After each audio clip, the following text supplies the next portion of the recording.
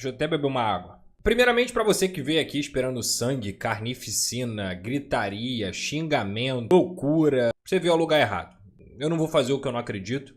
Eu não vou nadar na direção da gritaria porque tá todo mundo indo, ou a maioria tá indo. Não foi assim que eu cheguei até aqui na minha vida, muito pelo contrário. Eu cheguei aqui com muito trabalho, com muita competência, com muito esforço. E cada vez mais que eu passo a estudar futebol, pode ser até que eu não seja nenhum grande entendedor, mas eu vou criando convicções, vou criando análises, vou criando elementos para eu poder embasar os meus argumentos, que nem sempre vão estar certos, até porque não tenho a pretensão de estar certo sempre, mas tenho a pretensão sim de acreditar nas minhas convicções, de acreditar no que eu sou e principalmente tentar passar para vocês um pouco de lucidez no que eu acredito que seja o futebol de forma geral. O Vasco ele pode ser analisado, se a gente for pegar o trabalho do dia, de várias formas.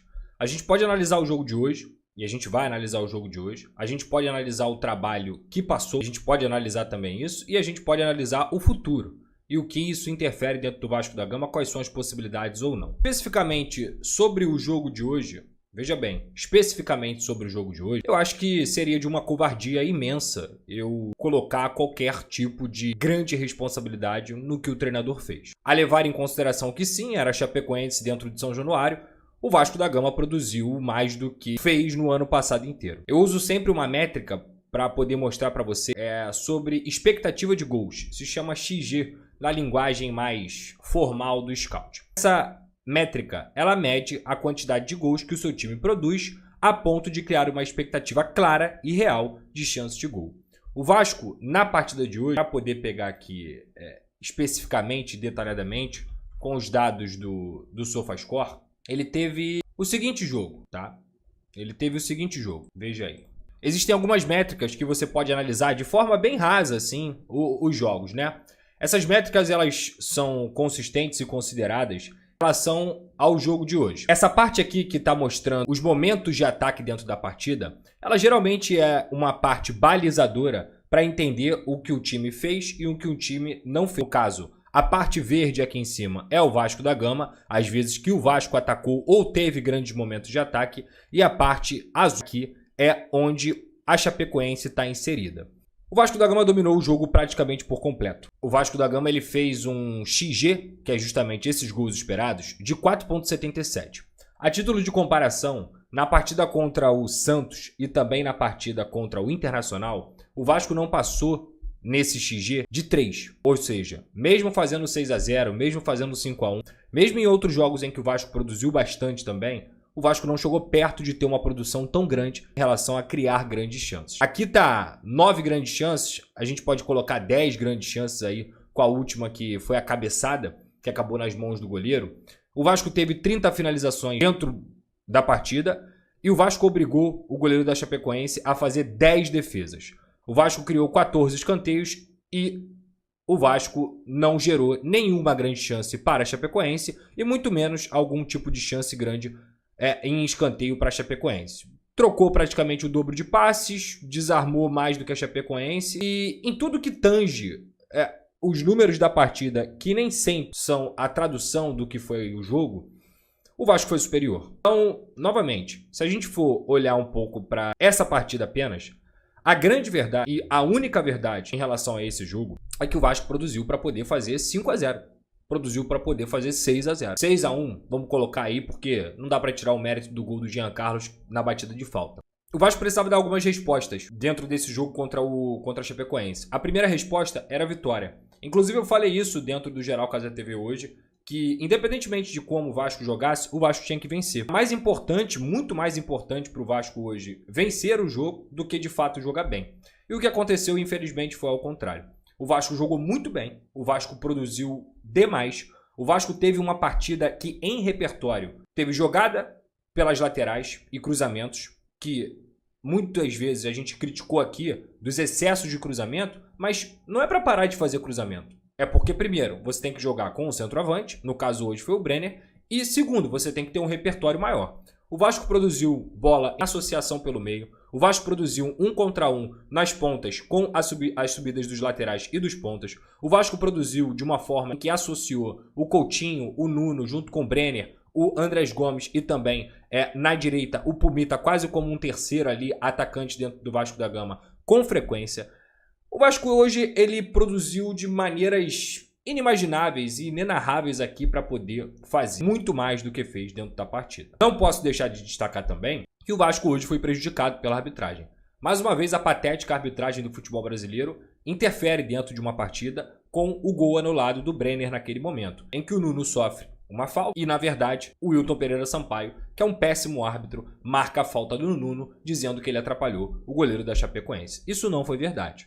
Era um gol que deixaria o Vasco muito mais tranquilo dentro da partida, que naquele momento ali abriria 1-0 e talvez o caminho, até pela produção que estava se encontrando dentro do jogo, gol e talvez uma goleada para o Vasco da Gama, e o Vasco foi amplamente prejudicado no primeiro tempo, mais uma vez, e que isso não pode contaminar a análise do que a gente vai falar aqui mais para frente. Mas é muito importante a gente pontuar hoje que o Vasco foi extremamente prejudicado, como é sistematicamente dentro do Campeonato Brasileiro, pela arbitragem. Ainda há de discutir, a gente pode discutir aqui, o pênalti que o Piton fez a jogada, cortou e aí leva o braço ali do atleta da Chapecoense. Eu acho que é um lance muito mais discutível do que o próprio gol que foi anulado. O gol anulado é um escândalo, é um absurdo, é um erro bizarro e já na segunda rodada o Vasco começa prejudicado nesse sentido. A resposta do resultado, ela realmente não veio.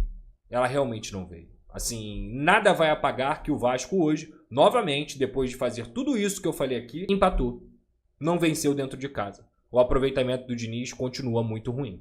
Aproveitamento completamente alarmante. Aproveitamento que outros técnicos com certeza já teriam caído por muito menos. O que eu quero dizer com isso é que o jogo de hoje, por incrível que pareça, me dá mais motivos para remar contra a maré, nadar contra a maré, do que abraçar a maré ou subir a algum barco, que eu não acredito. Qualquer pessoa que me acompanha por aqui poderia constatar que eu falo com certa frequência sobre a responsabilidade de alguns atletas. Aliás, da responsabilidade de todos os atletas. Tem uma tecla que, durante toda essa minha trajetória, e que eu acredito muito, que eu tenho evoluído como profissional, no sentido do estudo, que é a responsabilidade dos atletas. Os atletas, eles são os autores do jogo. Eles são os grandes responsáveis. Eles são as grandes estrelas. Até por isso, eles ganham salários astronômicos. Eles têm tudo do bom e do melhor. Eles demoraram e tiveram que lutar muito para chegar nessa posição de profissional. Mas no final das contas, repito, eles são os atores do jogo. Eu me recordo que na mais alta prateleira do futebol, quando a gente está falando sobre o Manchester City de Pep Guardiola, há uma série na Netflix em que mostra um pouco dos bastidores do Manchester City. E me recordo que teve um jogo, inclusive, em que o City jogou fora de casa e jogou muito mal, assim. Fez uma partida tenebrosa. E olha que eu tô falando da mais alta prateleira de todas. E o Guardiola cobra muito dos atletas. Ele fala sobre intensidade, ele fala sobre precisão, ele cobra de verdade os grandes atores. Porque o técnico, por mais que ele faça parte do problema, e nesse caso do Diniz, ele faz uma grande parte do problema, ele é responsável por te dar o caminho, do que eu acredito, de futebol. Ele te dá o caminho. Ele olha para isso e ele fala assim: olha, eu quero que você faça isso aqui dessa maneira. Eu vou ler o jogo para você que você possa ter a capacidade de, com as suas valências, matar o jogo pra gente, produzir e executar. A produção do Vasco hoje foi excelente. O Vasco produziu, repito, como não tinha produzido ainda no trabalho do Diniz. Os números mostram isso, não é algo que está saindo da minha cabeça. E quem teve a pachorra de assistir o jogo sem estar com o viés fora Diniz ou fica Diniz, consegue entender também que o Vasco hoje teve uma produção extremamente positiva. E a execução, Pedrosa? Extremamente negativa. Então, quando eu falo sobre divisão de responsabilidade, e algo que eu já bato na tecla aqui há muito tempo, não é porque eu acho o trabalho do Diniz bom. O trabalho do Diniz em 2026 é muito ruim. É muito ruim. Eu canso de frisar isso aqui. O trabalho do Diniz em 2026 é um trabalho que desmoronou, depois de sim, concordo com ele, de uma reta final de Copa do Brasil, onde o Vasco jogou bem, nos 3 jogos dois contra o Fluminense, em que perdeu o segundo jogo, mas o Fábio foi o melhor em campo, com 5 defesas absurdas. O primeiro jogo na Neoquímica Arena, em que o Vasco jogou muito bem e pecou por não ter conseguido aproveitar as oportunidades, e depois na final da Copa do Brasil. Existiu uma sequência ali do trabalho do Diniz que ele perdeu um jogo em 13 partidas. E existiu também uma sequência do trabalho do Diniz que ele teve 7, 8 derrotas seguidas. Então, qual é o Vasco que a gente espera? O Vasco que a gente espera, ele não passa perto de ser uma equipe consistente. Não passa perto.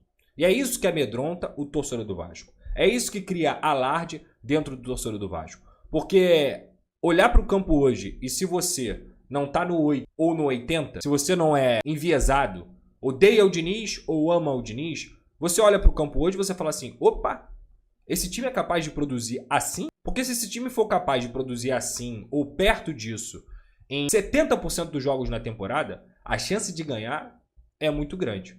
Só que esse time também é capaz de não passar nenhum tipo de segurança para o torcedor. Porque até olhando novamente aqui, quando a gente olha para esse momento aqui, momento de ataque, e o lance em que o Vasco fez o gol, criou oportunidades, continua criando. Tá vendo quando bate aqui no teto? Significa que é o mais alto das possibilidades de fazer gol. Criou.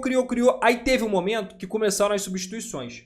E as substituições do DC, elas não fizeram tanto efeito. Ele explicou que 2 delas foram por conta de lesão, outras não entraram tão bem, lesão, no caso cansaço, não entraram tão bem, como o Marino não entrou bem, claramente fora de ritmo, como o David entrou muito mal, esse eu não posso nem falar que é fora de ritmo, acho que é o padrão David, e depois a Chapecoense começou a trocar. Mesmo a Chapecoense trocando, foram de fato 3, 4 oportunidades em que a Chapecoense acabou ferindo o Vasco da Gama.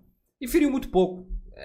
No final das contas, repito, a gente está falando de um jogo em que a Chapecoense não teve nenhuma grande chance. Quando eu digo sobre a responsabilidade dos atletas, eu volto para o papo que a gente está batendo. E ao mesmo tempo que eu não posso ficar aqui crucificando somente 100% o treinador, eu também não posso ficar crucificando somente os atletas. Eu acho que a gente, naturalmente, como torcedor, pode ter raiva do Brenner hoje, por exemplo. Pode ter raiva do Coutinho hoje, por exemplo. Pode ter raiva do Léo Jardim hoje, por exemplo, que falhou no gol do Jean Carlos. É preciso citar isso. O Vasco produziu o suficiente, repito, para poder meter 5-0 em São Januário. Não é possível que o torcedor que pegou chuva hoje, lá na Colina Histórica, num dia de semana, que saiu do trabalho, que gastou dinheiro, que encara transporte público, que faz de tudo pelo Vasco, mereça isso. O torcedor não merece isso. O torcedor merece muito mais do que o trabalho do desempenho. O torcedor merece muito mais do que esses jogadores desempenham.